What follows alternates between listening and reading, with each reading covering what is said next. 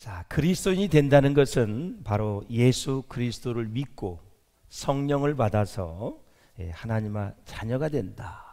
하나님의 자녀가 된다.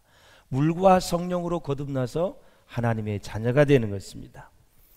자, 삼위일체 하나님 중에서 성령 하나님은 초자연적인 분이시기도 하지만 우리 안에 거하고 우리 안에 자정하여 계십니다. 믿습니까, 여러분? 그래서 성령 받은 사람에게는 하나님이 내 안에 계시기 때문에 초자연적인 역사가 일어납니다. 그리고 또 성령 받은 사람의 공동체인 교회에서도 놀라운 기적과 이적이 일어납니다, 여러분.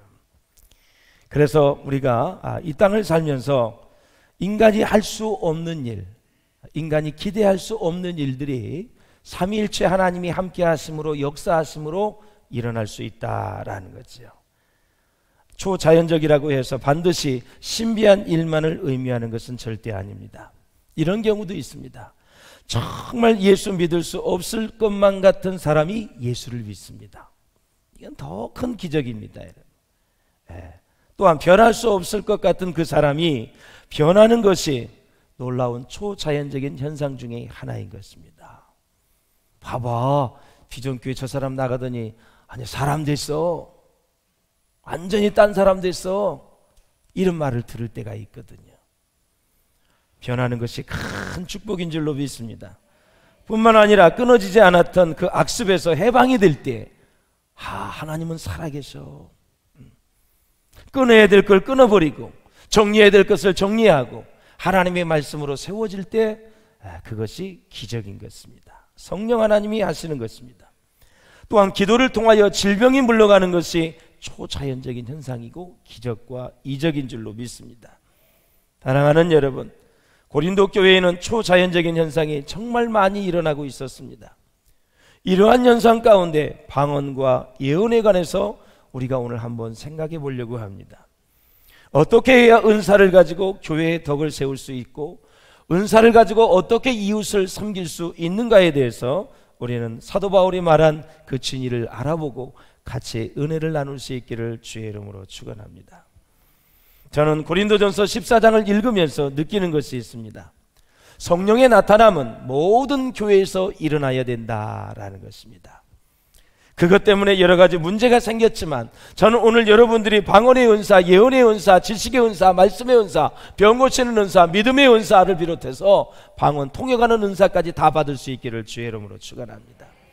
오늘 본문에서 우리는 그것들에 대해서 여러 가지 문제가 있지만 잘 극복할 수 있는 비결을 사도 바울이 말했기 때문에 안 받고 뭐를 논하는 것보다는 받고 나서 하나님께 멋지게 쓰임받는 것이 축복이다라는 것입니다. 사랑하는 여러분, 고린도 교회에 바울이 편지를 쓰게 된 이유도 은사가 많이 나타나는데 고린도 교인들이 이 은사를 어떻게 다룰지를 모르는 것이죠. 그것 때문에 문제가 일어난 것입니다. 당시 교회는 우리 비전교회처럼 모여서 예배도 드렸지만 가정에서 예배를 드리는 가정교회가 대부분이었습니다. 그래서 이 가정에서 모이는 이 가정 공동체였는데 거기서 예언과 방언과 이 통역이 일어났던 것을 알 수가 있습니다.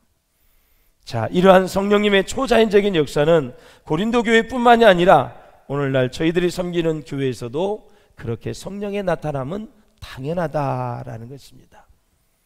그런 복이 있으시기를 주의 이름으로 축원합니다.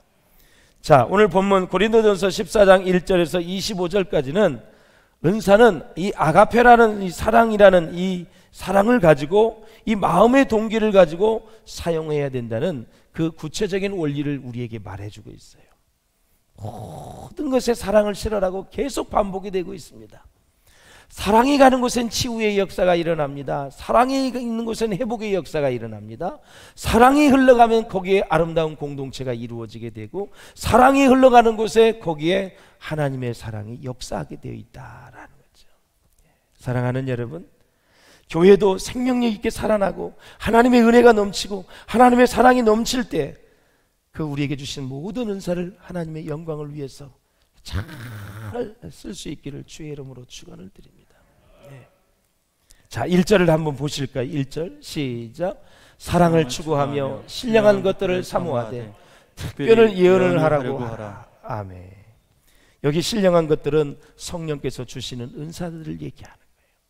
사랑을 추구하면서 성령께서 주시는 은사들을 사모하라 라는 거죠. 이제까지 주신 은혜도 늘 사모하고, 오케스트라도 연주를 잘하지만 앞으로 더 잘할 수 있도록 은사를 사모하는 거예요.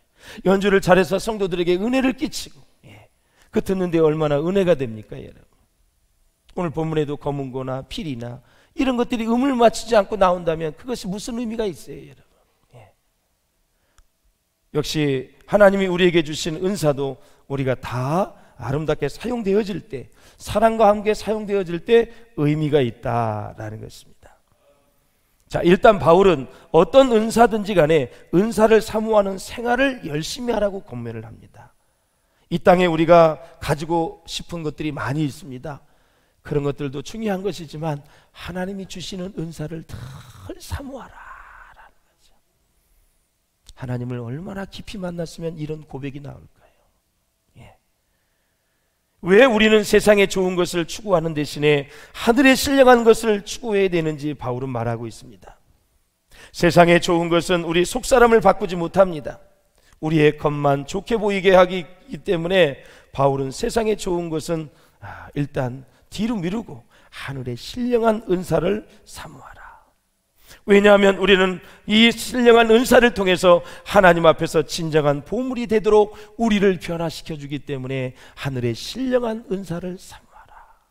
우리는 세상에 속한 것이 아니라 세상에 살지만 하늘에 속한 사람들입니다. 하늘에 속한 사람들이기 때문에 하나님께서 우리에게 주신 신령한 은사를 사모하는 것은 지극히 당연하다라는 거죠. 자, 고린도전서 13장에서 볼 수 있었던 것처럼 사랑은 성령의 열매를 대표하는 것입니다. 그러므로 사랑을 추구하라는 말은 기본적으로 성령의 열매를 맺는 삶을 추구하라라는 거죠. 사랑과 희락과 화평과 오래 참과 자비, 양성, 온유, 절제 다 있지만 그것을 총체적으로 우리가 말을 한다면, 성령의 열매를 우리가 한마디로 말한다면 그것은 사랑입니다. 사랑. 사랑하는 여러분, 신령한 것들, 성령의 은사를 사모해야 되는데 바울은 은사 가운데 특별히 오늘 본문에 예언의 은사를 사모하라고 하고 있습니다. 그 이유를 2절과 3절, 4절에서 말하고 있습니다. 시작. 방언을 말하는 자는 사람에게 하지 아니하고 하나님께 하나니 이는 알아듣는 자가 없고 영으로 비밀을 말합니다. 그러나 예언하는 자는 사람에게 말하여 덕을 세우며 권면하며 위로하는 것이요, 방언을 말하는 자는 자기의 덕을 세우고 예언하는 자는 교회의 덕을 세우나니 그랬습니다. 아멘. 방언은 하나님께 기도하는 것이고 예언은 하나님의 뜻을 풀어서 사람들에게 전하는 것입니다. 오늘날로 말씀을 드리자면 예언은 말씀을 풀어 전하는 설교의 은사와 같은 것입니다. 이처럼 방언과 예언은 근본적으로 지향하는 대상이 다르지요.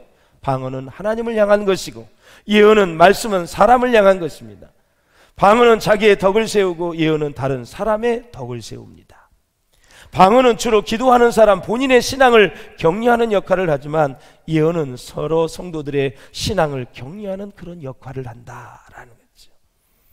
어떤 은사든지 사랑을 따라 구해야 된다. 그래서 은혜는 곧 무엇으로 이어지냐면 사랑으로 이어지기 때문에 그랬습니다.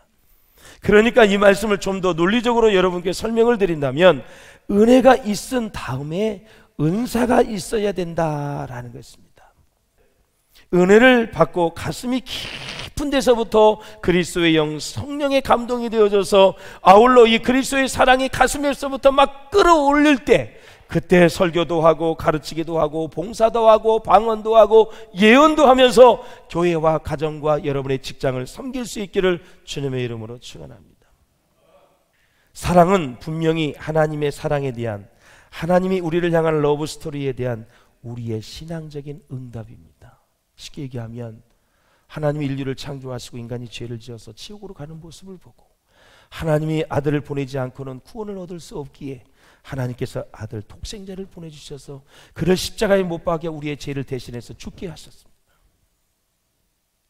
그것이 깨달아질 때 그 깨달아지는 것에 대한 반응이 사랑입니다.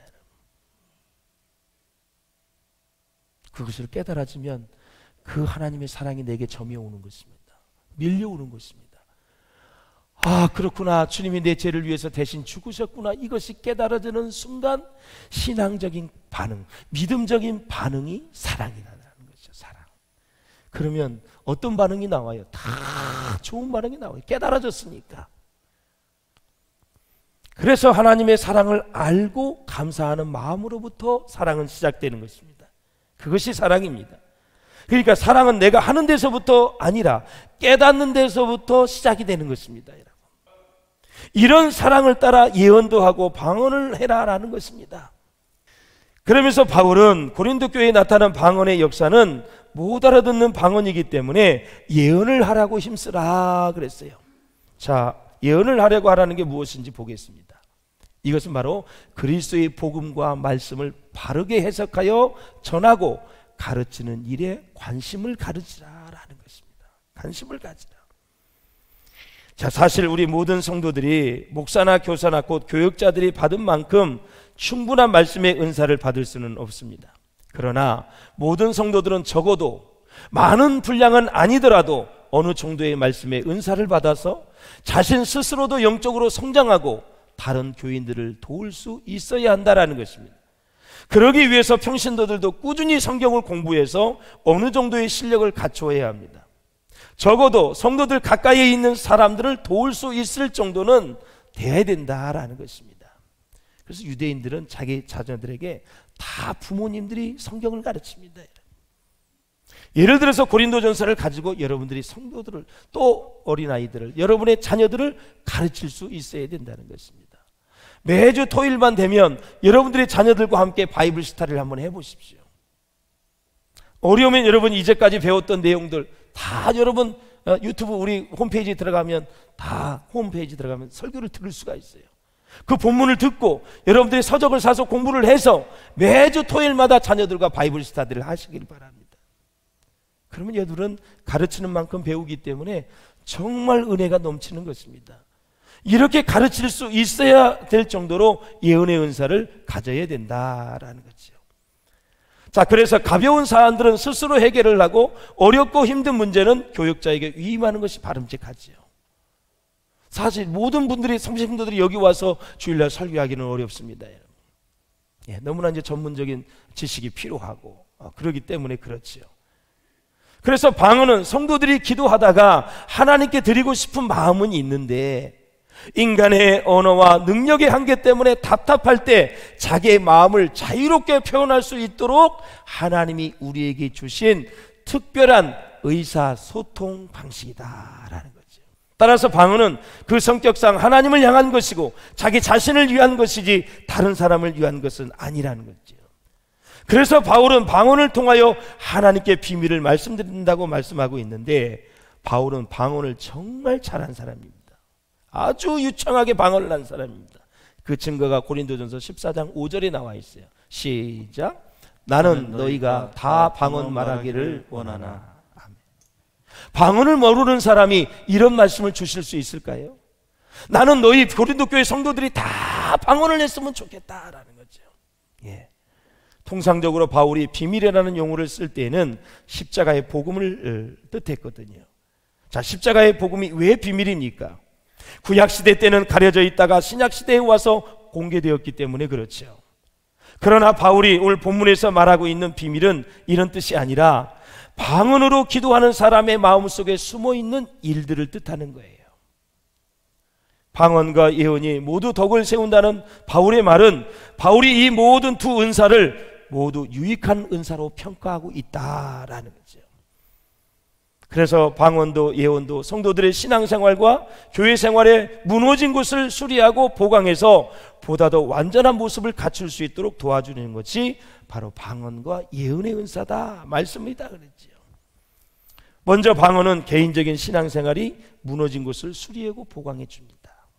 자, 예를 들어서 기도할 때 기도하고 싶어도 할 수 없는 상태가 되었다. 이상하게 기도가 잘 안 돼. 그리고 기도의 자리가 나가려고 그랬는데도 진짜 나가려면 싫어. 새벽에 너무 잠이 많고 그래서 기도가 지금 기도줄이 끊어졌다. 그러면 이 사람은 지금 신앙생활의 일부가 무너진 것입니다. 왜? 쉬지 말고 기도하라 그랬거든요. 기도가 안 돼. 신앙생활 무너진 거예요 지금. 항상 기뻐하라 그랬어. 매일 우울해. 이거 지금 뭔가 마음에 펑크가 났고 상처가 있고 아픔이 있는 것입니다. 그래서 사랑하는 여러분, 기도하고 싶어도 기도할 수 없는 상태는 신앙생활의 일부가 무너진 거예요. 방언이 이 상태를 보강해 줄 수 있다 이거죠. 계속해서 하나님과의 언어를 통해서 소통을 할 때 여러분 기도 회복에 굉장히 도움을 줄 수 있다라는 그런 얘기입니다. 이것이 바로 방언이 자기의 덕을 세운다는 말의 의미입니다. 반면에 예언은 성도들의 교회 생활이 무너진 것을 수리하고 보강해 줍니다. 교회 생활이 무너진 사람이 있습니다. 그래서 예언은 덕을 세운다 본문에 이렇게 나와 있는데 원문 헬라어 본문에는 그냥 덕이 없어요. 세운다라는 뜻이 있어요. 그러면 이 예언의 은사가 무엇을 세우냐? 무너진 곳을 수리하고 보강한다. 그 뜻이 원래 아름다운 것으로 회복시킨다. 우리의 교회 신앙생활을 회복시켜주는 것이 예언의 은사, 말씀의 은사다라는 것입니다. 할렐루야. 그래서 성도들이 한 공동체 안에서 편으로 갈라져서 서로 싸우고 다툴 때, 도덕적으로나 윤리적으로 타락한 생활을 할 때, 믿음이 강한 자들이 믿음이 약한 자들을 시험에 들게 하여 교회 생활이 무너질 때, 그때 예언의 말씀은 이런 것들을 수리해주고 보강해 주어서 온전한 교회 생활이 이루어질 수 있도록 도와주는 것이 바로 예언의 인사다라는. 그래서 예언의 은사는, 말씀은 교회의 덕을 세운다라는 의미입니다. 그래서 방언을 하는 사람은 나는 영적으로 높은 사람이다, 방언을 하지 않은 사람은 영적으로 낮은 사람이라고 생각하면 고린도 교회처럼 차별이 이루어지고 분열이 일어나는 것입니다. 이것이 바로 고린도 교회 갈등의 원인이 되었다. 은사는 그 영어 성령 자체로 보면은 다 선물이기 때문에 다 선물입니다. 방언이든 은사든 뭐 예언이든 병 고치는 은사든 믿음의 은사든 통역의 은사든 다 선물입니다. 교만해질 이유가 없습니다. 사람은 다른 사람은 못하고 내가 하니까 내가 잘난 줄을 아는 것입니다. 하나님이 주셨다라는 사실을 잊어버리는 것이죠. 물질의 축복도 건강의 축복도 시간의 많은 것도 다 하나님의 은혜입니다. 여러분, 그것이 다 하나님께 쓰여져야 되는 것이죠. 할렐루야. 네. 그러므로 사랑하는 여러분, 5절에서 보면은 이렇게 바울이 얘기합니다. 만일 방언을 말하는 자가 통역하여 교회의 덕을 세우지 아니하면 예언하는 자만 못하리라. 그렇게 유익한 방언도 그냥 주책 없이 그냥 교회에서 막 대표 기도할 때 방언일을 해버리고 막 이러면 덕이 되지 않기 때문에 예언의 은사를 사모하라, 말씀을 사모하라라는 거죠. 바울의 이야기는 방언도 받고 말씀의 은사도 같이 받아서 좀 건강한 신앙생활을 했었고 건강한 교회를 세웠으면 좋겠다, 그런 얘기입니다. 사랑하는 여러분, 그렇습니다. 모든 성도들이 복음의 말씀을 듣고 배울 뿐만 아니라 성도들 서로서로에게 말씀으로 권면하고 위로하는데 힘쓰라는 것입니다. 자, 고린도 교회는 유대인과 다른 민족이 사는 지역에서 세워진 교회였습니다. 자, 사도 바울은 유대인이지만 고린도 교회는 그리스 사람이었잖아요. 예. 그 그리스 사람들은 지적인 우월감을 많이 가지고 있었어요. 또 그들은요, 굉장히 신비스러운 체험을 좋아했어요. 신비스러운 체험. 그래서 어떤 의미에서는 아주 복잡한 성격의 사람들이라 볼 수 있어요. 예를 들어서 그리스에서는 철학이 발달했지 않습니까, 여러분? 수학도 참 발달을 했어요. 그리고 논리학 같은 건 뭐 엄청나게 발전을 했죠. 발달을 했어요. 반면에 음란한 내용의 신화도 있었고 디오니소스라고 해서 포도주에 취해 광란에 빠지는 종교도 있었습니다. 그래서 그 그리스 사람은 전부 희극보다는 비극을 많이 좋아했어요. 그래서 여러분 연극을 보러 가면 이 그리스에서는 거의 희극보다는 비극이 70% 이상이었다 그래요. 이렇게 이 그리스 사람들, 그 고린도 교회에 있는 사람들이 아주 복잡하고 다양한 사람이 많이 있었는데 사람들이 복음을 듣고 예수를 믿고 이제 교회 부흥이 일어난 것이죠. 그런데 이 복음 안에 세상의 풍조들이 밀려 들어왔는데 이 고린도 교인에게 방언이 많이 터져가 나오면서 이제 방언이 인기를 끌기 시작을 했어요. 그러니까 고린도 교인에게 가장 인기가 있었던 세 가지가 있었거든요. 방언, 예언, 지식의 은사였었어요. 이 세 가지를 가지고 막 자랑을 하고 그러니까 고린도 교인이 상당히 혼란스러웠다라는 거죠. 그런데 이런 은사들은 사랑과 함께 덕을 세워야 되는데 그렇지 못하고 오히려 이런 은사들은 교회 안에서 진정한 사랑이 없어지게 만드는 요인이 되었다. 그래서 예언은, 말씀은 듣는 자들을 자라게 합니다. 영이 자라게 해요. 듣는 이들로 하여금 깨닫고 지혜를 얻게 합니다. 그러나 방언은 믿지 않는 자들에게는 보는 표적이 될 수 있어요. 우리 교회를 처음은 여러분 불신자가 왔어요. 근데 막 방언을 해요. 그러면 신비스러운 거예요. 그 이방인들에게는 표적이 되지만 믿는 자들에게는 도움이 되지 않는다라는 거예요. 개인에게만 유익한 거예요. 그래서 예언을 통해서, 말씀을 통해서 하나님의 뜻을 분명하게 전했으면 좋겠다. 말씀을 맺겠습니다. 하나님은 인간의 지성을 부정하지 않습니다. 어거스틴이 그래서 이런 말을 했어요. 같이 한번 읽어보시길 바랍니다. 시작. 이해하기 위해 믿어야 하고 믿을 때 더 많은 것을 이해할 수 있다. 어거스틴이 참 이게 똑똑한 사람이거든요. 이해하기 위해서는 말씀을 믿으셔야 돼. 예. 믿으면 더 많은 것을 이해할 수가 있어요. 이게 굉장히 중요한 말씀입니다, 여러분. 지금 여러분이 제가 선포하는 말씀이 믿어진다면 지금 어마어마한 성령의 역사가 여러분 가운데 지금 함께하고 있는 거예요. 그래서 사랑하는 여러분, 이성과 믿음은 상호 보완적 관계예요. 누구는 이성을 주장하고 누구는 믿음을 주장하고, 이 이성과 믿음은 상호 보완적인 거예요. 그래서 예언의 은사와 방언의 은사가 같이 어우러진다면 얼마나 좋아요. 덕이 되는 거죠. 그래서 토마스 풀러는 이런 말을 했어요. 시작. 덕은 영혼의 아름다움이다. 방언과 이 예언의 말씀의 은사를 통해서 많은 성도들이 신앙이 살아가고 도움이 되고 유익이 되었다면 이 덕은 참 우리의 영혼의 아름다움이다. 사랑하는 여러분, 은사를 잘 사용하는 사람을 보고 기뻐하며 격려해 줄 수 있기를 주의 이름으로 축원합니다. 누구든지 남이 잘하는 것을 보고 잘한다고 말하는 게 진짜 잘하는 것입니다.